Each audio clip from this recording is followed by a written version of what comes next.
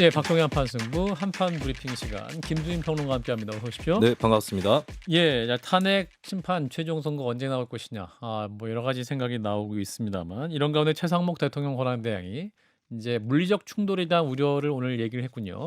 네, 최상목 대통령 권한대행 겸 부총리는 국무회의 모두 발언에서 헌법재판소의 중요 선거를 앞두고 음. 사회적 갈등의 증폭과 물리적 충돌 등에 대한 국민들의 우려가 커지고 있다면서 불법적이고 폭력적인 집회 시위나 공권력에 도전하는 행위에 대해서는 어떠한 관용도 없이 법과 원칙에 따라 엄단할 것이라고 밝혔습니다. 예. 그러면서 최 대행은 정부는 합법적이고 평화적인 집회 시위는 최대한 보장할 것이다. 서로 다름에 대한 존중과 이해를 바탕으로 국격에 걸맞는 성숙한 시민의식을 보여주시기를 국민들께 간곡히 호소드린다라고 덧붙였습니다. 예. 자, 이런 가운데 그 대통령의 구속 취소에 대한 법리적 논란이 계속되고 있죠. 이제 구속 기간을 날이 아닌 시간으로 계산한 그 근거를 이제 지기현 판사가 얘기를 했었는데, 근데 지기현 판사가 과거에 집필에 참여했던 해설서 주석에는 반대의 내용이 있었다면서요. 네, 2022년 10월 한국사법행정학회가 발간했던 주석 형사소송법에 보면 형사소송법 제66조 기간의 계산 조항에 대한 주석이 있는데요. 구속 기간은 날짜 단위의 계산법을 따른다라고 명시되어 있습니다. 예. 이 부분을 해설한 판사는 현 서울고법 판사인 최승원 판사고요. 이번 구속 취소를 결정한 서울중앙지법 형사 25부의 지귀현 재판장도 이 책의 집필에 참여한 17명의 판사 중 한 명입니다. 지판사는 구속 기간 계산 부분을 집필하지는 않았지만 이것이 공동 주석서이기 때문에 상호 감수에는 참여했을 가능성이 높습니다. 이 사실을 보도한 한겨레의 질의를 받은 지기현 판사는 인터뷰에서 그동안 구속 기간 계산법을 문제 삼는 사람이 없었는데 처음으로 윤 대통령 변호인단이 문제 제기를 했다. 답을 해줘야 하는 상황이 됐다고 했습니다. 그러면서 재판부 판단이 절대적으로 옳다는 것이 아니며 공적 비판과 논의에 열려 있다라고 답을 했습니다. 예. 굉장히 열려 있어서 그런지 방금 뉴스원에서 단독 보도가 나왔는데 대검에서 종전대로 구속 기간은 날로 산정하라. 일선청에 이렇게 지침을 내렸다고 그래요. 그리고 구속 기간 산정 방식과 관련해서는 논란이 될 수 있는 사안은 대검과 상의해라 이렇게 당부를 했다고 하는데 이거는 더 혼란스러운 거 아니에요? 그럼 이거 너무 딱 끝난 다음에 혼란스럽죠. 다시 또 날로 해라. 그러니까요. 장 변호사님부터 그러니까 말씀 주시죠. 결정이 나왔는데 네. 일단 일선 검사들이 이거 어떻게 하는지 직시한 걸 해서 이걸 결정을 받아봤어야지 우리 보고 어떡하라는 소리냐 막 난리가 났었다라는 이런 보도가 있었잖아요. 네. 이건 완전히 혼란 중에 혼란을 가중하는 거예요. 실무에서 그렇다는 겁니다. 아니 법원에서 시간으로 한 거를 근거로 풀어줬고 검찰이 한 것까지 직시한 것까지 하지 않으면 그럼 뭘 따라야 돼? 대단한 혼란인 거예요. 그럼 예. 대검은 이거 시간 따르지 말고 날로 따라라. 그럼 즉시한 걸 또 왜 안 했습니까? 이거는 정말 모순적인. 그러니까 이런 근본적인 의문이 드는 거예요. 2년 전에도 이거는- 구속 취소에 대해서는 즉시한 거를 했었다는 예. 거니까 이게 윤석열 대통령이 아니었어도 과연 그랬을까 검찰이? 이거는 너무나 사라지지 않는 의문인 겁니다.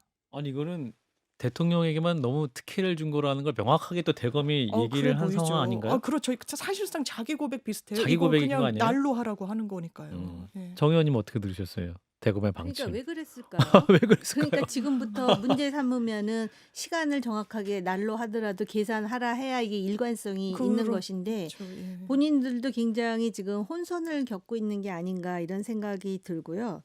사실은 뭐 이러한 구체적인 내용에 대해서는 우리 장 변호사가 훨씬 더 많이 아실 거고 네. 이러한 그 소위 기간의 계산에 대해서도 저는 처음 접해보는 그러니까요. 이슈이기 때문에 그런데 일반인들은 말인즉슨 실제로 이것이 날과 때, 즉 시간으로 할 때 피고인에게 유익하게라는 그런 원칙이 있다라는 거예요. 그래서 날로 하더라도 밤 10시부터 이제 2시간이 지나가면 날이 바뀌잖아요. 그랬을 때 이 일로 쳐주기 위해서 날로 한다라는 거죠. 예. 근데 이번에 대통령의 경우는 오히려 시간이 시간으로. 더 오바됐다라는 얘기를 지금 하는 것이고 그것에 대해서 이렇게 인정을 해줬던 이유는 본인들이 문제를 제기하니까. 그러니까 다른 피고들은 문제를 제기하지 않았다는 건데 지금 말씀 들어보니까는 뭐 몇 년 전에 문제를 제기했음에도 불구하고 즉시 항고했다라는 거잖아요. 예. 그러니까 재판부는 그렇게 할 수 있어요. 네. 그러나 검찰에서는 항고를 어떤 식으로든 했었어야 되는 건데 날로 해야 된다고 생각했다면 그렇죠. 그런데 이제 안 했으니까 이거는 두고두고 말이 될 수가 있는 것인데 아마 그럼에도 불구하고 민주당이 탄핵으로 곧바로 가기는 쉽지 않을 것 같아요. 또 정치적인 복선이 있기 때문에. 예. 김수희 평론가 어떻게 판단하십니까? 지금 네. 방금 전해드린 뉴스원 단독 문제. 종전대로 날로 산정하라 구속기간 대검이 그러면 이거를 이제 이번 지기현 판사의 법 해석을 받아들이지 않은 않는 건데 건데. 그러면 이걸 확인하려면 사실 즉시 항고를 해야 되는 것이겠죠. 그렇죠. 그러니까 예를 들어 즉시 항고가 아니라 보통 항고를 해서라도 할 수 그러니까요. 있으면 이제 석방 이후에라도 복송 항고를 하면 되는데 음. 근데 이제 법조계 다수설이 즉시 항고를 할 수 있는 경우는 보통 항고를 할 수 없다라고 음. 돼 있거든요. 음. 그러면 항고의 방법은 즉시 항고 하나만 남은 건데 음. 그렇다면 위헌 소지가 있다 할지라도 의견을 일단 물어봐야 된다라는 음. 네, 그 상급심의 예. 상급 법원의 의견을 예, 그런 쪽으로 힘이 실릴 수밖에 없을 것 같아요. 그리고 지기현 판사 판결에 대해서는 사실 그냥 백지 상태에서 놓고 일수로 계산하는 게 맞느냐, 옳으냐, 시간으로 계산하는 게 옳으냐 했을 때 더 합리적이고 정당하고 인권 차원에서 맞는 거는 시간 쪽이다라고 해석할 수는 있으나 근데 종전에 이 법 해석과 집행들이 다 일수에 맞춰서 됐다면 사실 좀 다른 방법은 없었을까? 그러니까 예. 시간 단위로 해석하는 것이 합리적이나 현재까지의 법은 일수다라고 해석할 수는 없었을까? 뭐 이런 의문도 한편으로 듭니다. 예. 사실 이제 지규현 부장판사는 그 이제 판결을 그 취소를 결정을 내리면서 여러 논란이 있으니 네. 이제 상급심에서 한번 다퉈보면 좋겠다. 나도 좀 잘 네. 명확하지 않은 부분이 있으니 좀 다퉈보자. 뭐 이런 취지에 예. 쓴 거 아니었어요. 완전히 그래 보이죠. 그러니까 저 즉시항고를 예상한 듯한 그런 판결을 썼던 거의 건데. 99.9% 예상했던 것 같아요. 예. 근데 항고를 안 했으니까 오히려 당황하는 건 지규현 판사일 수도 있지 않을까요? 전 그게 맞을 것 같아요. 예. 왜냐하면 이 지금 뭐 열린 공론의 장 뭐 이런 인터뷰를 그러니까요. 했다라고 하는데 법원은 그런 장이 아닙니다. 기본적으로 학자가 교통정리를 해줘야 아니잖아요. 예, 뭐 여론전을 펴는 데가 아니잖아요. 예. 정확하게 법리에 따라서 본인이 법관으로서의 양심에 따라서 가름말을 타줘야 되는 거예요. 본인의 의문점을 결정문에 남겨놨다. 아, 이거 검찰 보고 즉시항고해서 상급법원의 판단을 한번 받아보자라고 했던 건데 자승자박이 된 셈이 됐죠. 왜냐하면 자기가 판단해야 되거든요. 자기가 본 공판의 주심 예. 재판장으로서 이 부분과 관련해서 그럼 수사권의 문제도 이 시한의 문제도 다 본인의 몫이 돼버린 거예요. 예. 어떻게 보면 좀 무책임했다라는 생각도 들고 방법이 있습니다. 아직 7일이 지나진 않았잖아요. 예, 맞아요. 지금이라도 할 수 이거는 있어요? 왜냐하면 이게 장 외에서 포기했다라고 해서 법률적으로 포기된 건 아니잖아요. 아하. 예, 이거는 7일이 문서로서 남아 정확하게 있으니까. 이거는 해야 되는 사람이 지금이라도 검찰은 하십시오. 예. 아하. 정 의원님도 아니 근데 제가 예. 지금이라도 하라 그러셨는데 이미 석방이 됐잖아요. 그래서 처음에 시나리오도 네. 석방을 하고 즉시 항고를 하는 방안도 검토라는 이런 좀 그럼 검토도 석방을 나왔긴 하고 즉시 했더라고요. 항고를 하는 게 그러니까 이게 무슨 뭐 진영의 논리를 떠나서 네, 그렇죠. 이거는 가름마가 타져야 사법 질서의 되거든요. 문제이기 때문에 그렇습니다. 사실은 그렇다 그래갖고 사법부가 입법을 할 수는 없는 거니까 예. 해서 아마 저는 지기현이라는 판사를 잘 모르지만 본인은 어쨌든 1심 판사잖아요. 네, 네. 그렇기 때문에 특히 그 공수처의 수사 권한이라든지 이런 부분에 대해서 상급 법원에서 정리를 해주는 것이 훨씬 더 꼼꼼하게 정리가 된다라고 판단을 그런 것 해가지고 같습니다. 이렇게 했는데 그렇죠. 검찰에서 즉시 항고를 포기하니까 지 판사도 아마 당혹했을 수 있을 것 같아요. 네. 네. 그러니까 이게 형사재판 이제 진행하려고 하다가 이거 좀 대법원까지 판단 나오면 네. 이제 좀 제대로 볼 수 있을 것 같은데 나중에 실컷 했는데 아니야 그러니까요. 이렇게 할 수 있기 때문에 저는 그 문제의식에는 공감합니다. 네. 예, 그럴 수 있다고 봐요. 예. 앞으로 뭐 다양한 논란이 하루하루 좀 계속될 것 같아서 일단 갈등과 폭력에 대한 우려가 높아지고 있는데 이 부분은 어떻게 할 것이냐. 결국 정치적으로 해결할 수밖에 없을 것 같은데 아까 여야 간에 함께 이제 승복 선언 이런 네. 거를 좀 여야 대표가 해야죠. 함께 네. 하자고 서로 얘기해야 되는 거 아니에요? 그렇죠. 그리고 먼저 얘기하는 쪽이 점수 따는 상당히 거죠. 지지를 얻을 수가 있거든요. 이거는 누구든지 빨리 하는 게 좋아요. 그렇죠. 그런데 지금 계산이 복잡하거든요. 아. 이러다가 기각되는 거 아니야? 또 이러다가 인용되는 인용되는 거 거 아니야? 아니야? 뭐 이런 식으로 하는데 정말 큰 정치를 하려면 그리고 적어도 그 정도의 머리가 되면은 이거는 먼저 선언을 하면서 상대당에 촉구를 하든지 왜냐하면 그렇게 한다 그래서 헌법재판소가 그 사람들 말 듣고 결론을 바꾸지는 않을 거 아닙니까? 그렇죠. 어차피 지금 네. 결론은 나와 있는 거예요. 예, 이미 그렇죠. 그러니까 이제 뭐 헌법재판소 주변에 초등학교가 있는데 지금 이제 뭐 종로경찰서를 통해서 학생들의 안전을 위해서 뭐랄까 재량 휴교 뭐 이런 것도 좀 검토한다는 거 아니에요. 네. 자라나는 아이들에게도 굉장히 좀 중요한 장면이 될 수 있을 것 같은데 네. 어른들이 좀 뭔가 지혜롭게 판단을 해야 될 것 같습니다. 저는 정치권의 책임이 너무너무 막중하다는 생각이 들고요. 왜냐하면 저도 이게 진영의 논리로 생각하면 승복해야 된다는데 만에 하나 우리가 승복할 수 없는 결과가 나오면 이런 물음표가 양쪽에서 다 이제 사라지진 않는 것도 헤아려져요.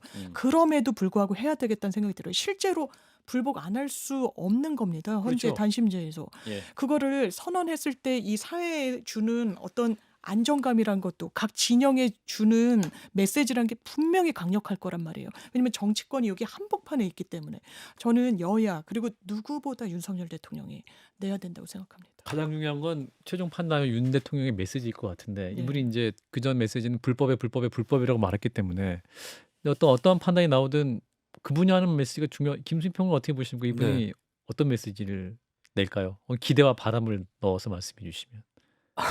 기대와 바람.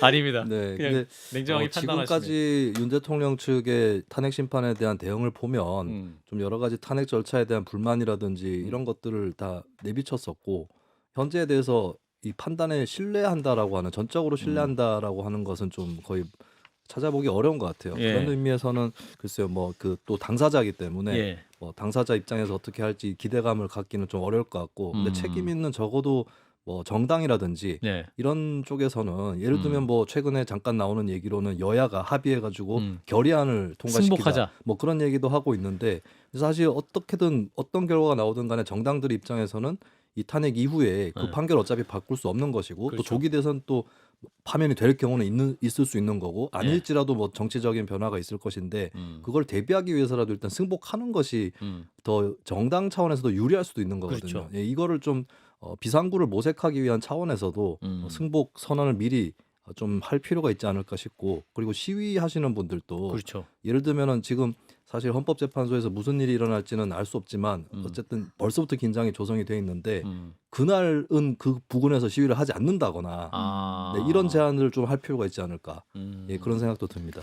지금 그 말씀 하시니까 초등학교 뭐 자율 휴교 운운하는데 사실은 예.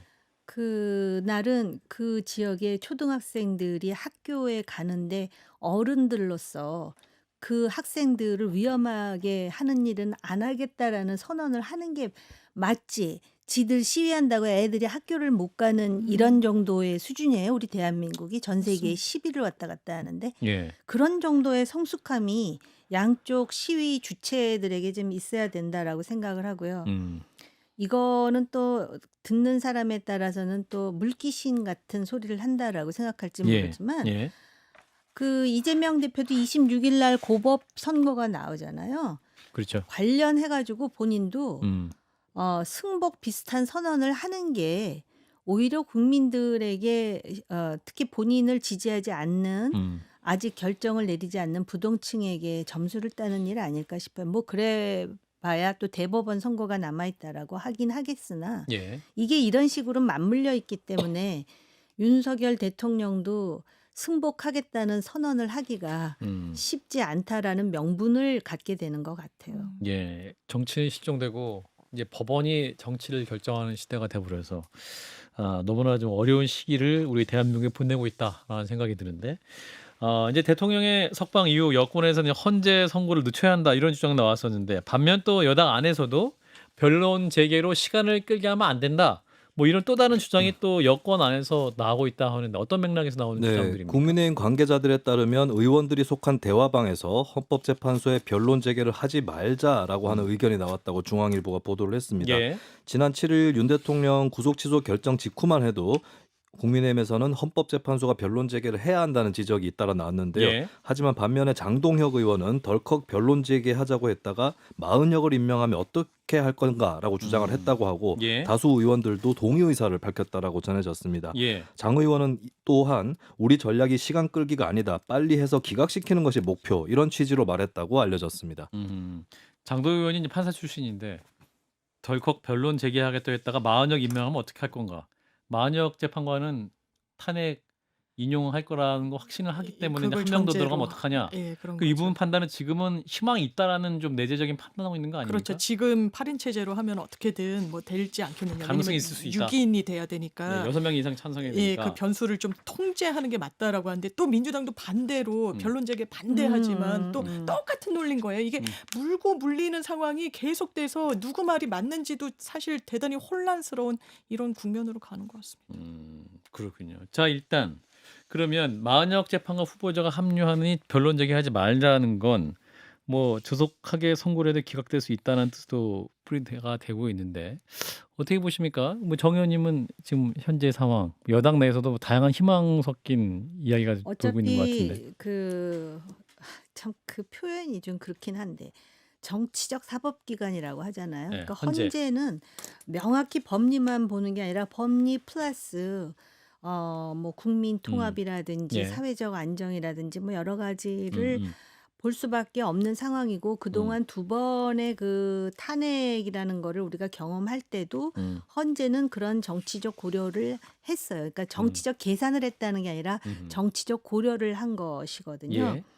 그러다 보니까 지금 여당이나 야당이나 아예 대놓고 마은혁을 임명하면 어떻게 될 것인가. 전략이라는 표현도 사치죠. 이건 작전이죠. 작전. 자기들끼리 아. 작전을 하는 작전 세력 같은 소리를 하고 있는 것인데요. 예. 그 안에서는 뭐 이런 얘기를 할 것 같아요. 각 당에서. 예.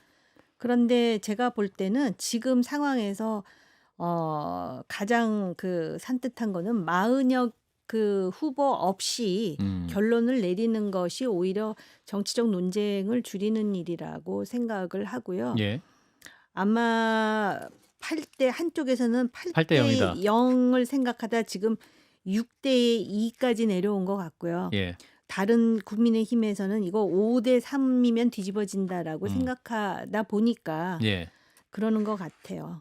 음. 그리고 헌법재판관들이 신도 아니고 AI도 아니고 예. 인간이다 보니 본인들 머릿속도 복잡하지 않겠느냐라는 인간적 고려를 밖에 있는 사람들은 또 하는 거겠죠. 예. 그러다 보니까 이번에 이거 결론이 어떻게 나지? 하면서 자신 있게 말하는 사람이 훨씬 지금 줄어드는 형국이에요. 그렇죠.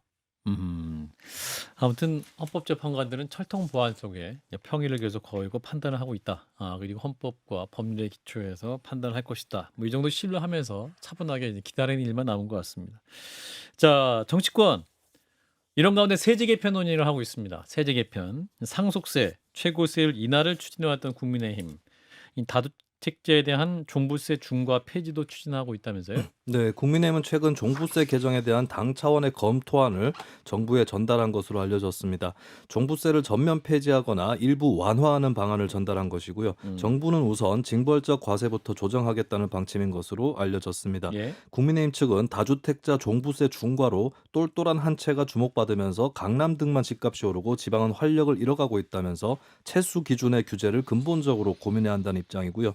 또 1가구 1주택자의 경우도 종부세 부과 기준을 현행 과세 표준 12억 원에서 상향 조정하는 방안을 제안을 했습니다. 예, 민주당은 상속세법 개정안을 신속 처리 안건 지정해서 제외하기로 했는데 그러면 국민의힘과의 합의 처리 가능성을 생각하고 있는 겁니까? 네, 종전까지 양당의 상속세법 관련 입장은 초점이 달랐는데요. 국민의힘은 상속세율 최고세율을 인하하는 쪽이었고 민주당은 일괄 공제 한도 5억 원을 8억 원으로 상향하는 것이었습니다. 예. 그런데 최근 민주당이 국민의힘이 제안했던 배우자 상속세 폐지에 대해 찬성 입장으로 기울면서 이에 대한 합의 처리 가능성이 커졌는데요. 그러면서 상속세법 개정안을 패스트트랙 신속 처리 안건으로 지정하는데 일단 포함을 시키지 않기로 했습니다. 그러니까 예. 패스트트랙이 말이 패스트트랙이지 한번 지정이 되면 또 합의가 안 된 상태에서 가면 상임위라든지 법사위를 통과하는데 시간이 오래 걸릴 수도 있는 것이거든요. 예. 반면에 여야 합의 처리를 하면 더 빨리 처리할 수 있기 때문에 신속 처리 안건 지정을 하지 않고 여야 합의를 노려보는 쪽으로 일단 가닥을 잡고 있습니다.